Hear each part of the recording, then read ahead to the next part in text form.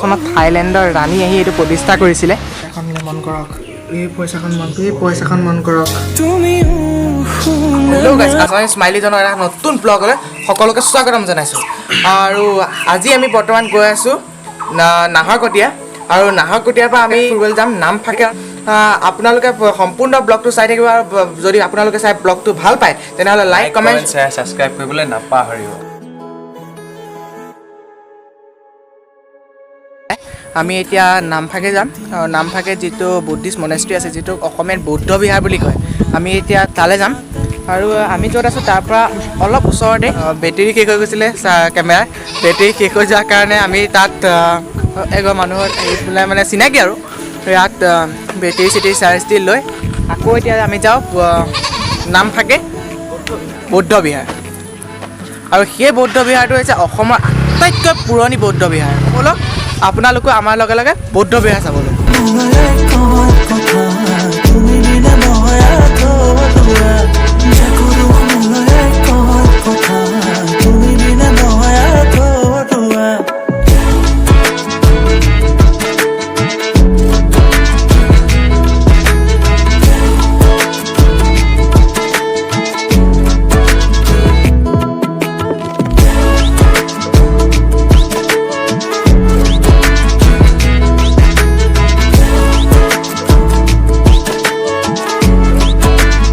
আমি এতিয়া পালোহি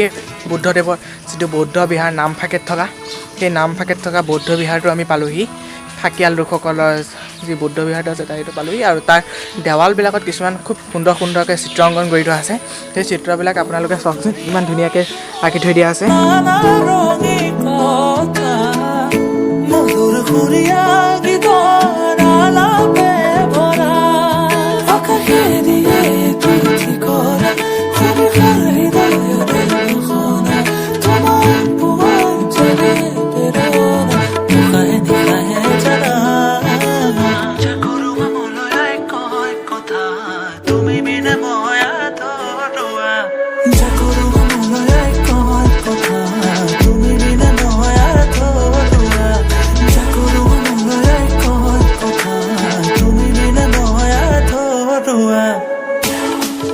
আমি বৰ্তমান উপস্থিত হ'লোহি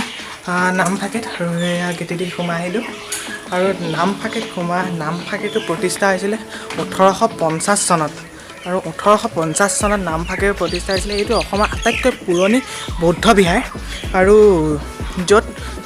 যিটো আহোমৰ মানে টাই জনজাতিসকলৰ যিটো 6টা ভাগ আছে টাই আহোম টাই কামিয়াং টাই আইটন টাই ফাকে তেনেকৈ 6টা ভাগ আছে সেই 6টা ভাগৰে এটা হৈছে টাই ফাকে আৰু সেই টাই ফাকে ফাকিয়াল যিসকল লোক আছিলে সেই ফাকিয়াল লোকসকলৰে এইটো হৈছে নামফাকে আৰু সেই ফাকিয়াল লোকসকল ম্যানমাৰৰ পৰা আহি পেলাই ইয়াত আছিলে তেওঁলোক দিহিং নদীৰ পাৰে পাৰে আছে আৰু ইয়াত যিখন মনেষ্ট্ৰিটোৰ চাৰিওফালে যিখন আছে সেই গাঁওখন ফাকিয়াল লোকসকলৰ গাঁও আৰু বুঢ়ীদিহিং নদীৰ পাৰে পাৰে ইয়াৰ সিফালে আছে বুঢ়ীদিহিং নদী এইফালে আছে বুঢ়ীদিহিং নদী আৰু বুঢ়ীদিহিং নদীৰ কাষে কাষে ফাকিয়াল লোকসকলে বসবাস কৰে আৰু এয়া হৈছে সেই ফাকিয়াল লোকসকলৰ উপাসনাস্থলী নামফাকেৰ বৌদ্ধ বিহাৰ সোৱা ভিতৰত বুদ্ধদেৱৰ মূৰ্তি আছে আৰু এইফালে আছে জুবিন এইফালে আছে প্ৰীতম আৰু এইফালে আছে পলাশ আৰু এয়াই হৈছে সেই বৌদ্ধ বিহাৰ জুনে ধুৱাব নিশা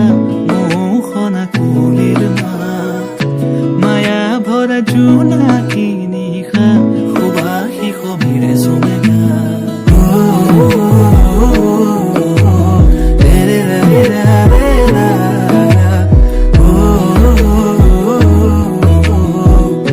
সুবাসী সমীৰে চুমেগা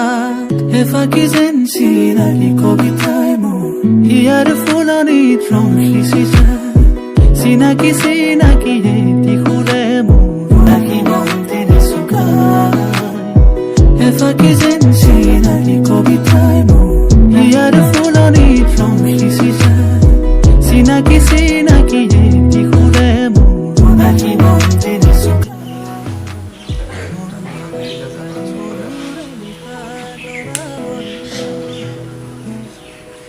এই পইচাখন মন কৰকচোন এই পইচাখন এই পইচাখন অলপ বেলেগ ধৰণৰ পইচা নহয়নে বাৰু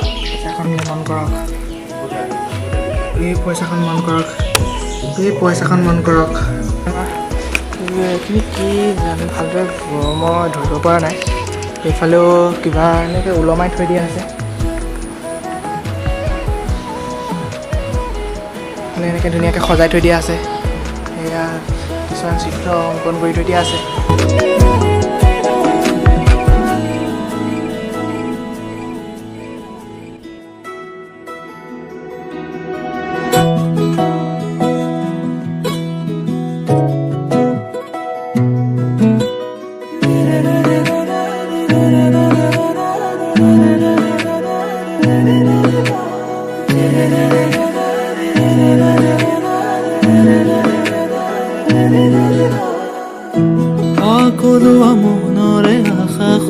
এয়া হৈছে গৌতম বুদ্ধদেৱৰ মূৰ্তি আৰু তেওঁৰ তলতো তেনেকৈ কিছুমান সজাই থৈ দিয়া আছে একদম ভিতৰত আহি একদম ঠাণ্ডা যিখিনি ভূটান বা তেনেকুৱা জেগাত থাকিলে মনেষ্ট্ৰীবিলাকত যেতিয়া বৌদ্ধ বিহাৰবিলাকত সোমোৱা হয় তেনেকুৱা এটা ঠাণ্ডা পৰিৱেশ আমি অনুভৱ ঠাণ্ডা হৈ যায় পৰিৱেশটো তেনেকুৱা লগা নাইনে বাৰু ইয়াত আহি এইটো যিটো দেখিছে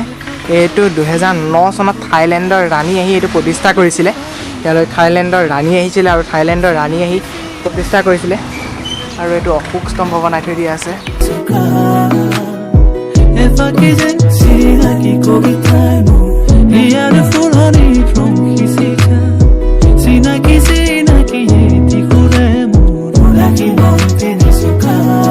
এয়া তেওঁলোকৰ উপাসনাস্থলী ইয়াত বিনা অনুমতিৰ উপাসনাস্থলীত প্ৰৱেশ নিষেধ বুলি লিখা আছে সেয়া তেওঁলোকৰ উপাসনাস্থলী এই যি গছজোপা দেখিছে কোৱা মতে এই গছজোপা প্ৰায় 60 বছৰ পুৰণা গছ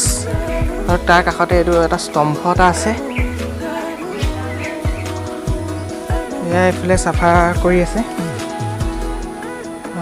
তাৰপিছত এয়া বুদ্ধদেৱৰ আৰু বুদ্ধদেৱৰ এইকেইজন 4জন শিষ্য ইয়াত সুন্দৰভাৱে বনাই থৈ দিয়া আছে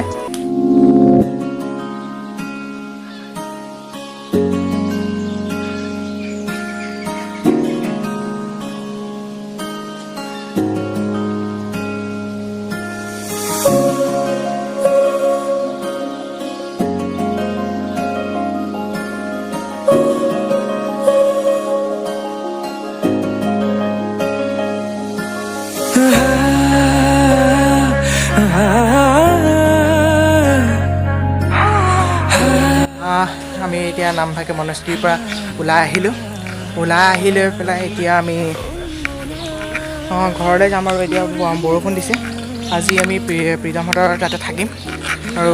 আপোনালোকে এই ভিডিঅ'টো চাই কেনেকুৱা পালে কমেণ্টত জনাবলৈ নাপাহৰিব আমাৰ নামফাকে ভিডিঅ'টো চাই আপোনালোকে কেনেকুৱা পালে কমেণ্টত জনাবলৈ নাপাহৰিব আৰু ইয়ালৈ আহিলোঁ নামফাকেলৈ আহিলোঁ বহুত ভাল লাগিলে এটা বহুত শান্তিৰ পৰিৱেশ আছিলে ইয়াত এতিয়া আমি ঘৰলৈ যাওঁ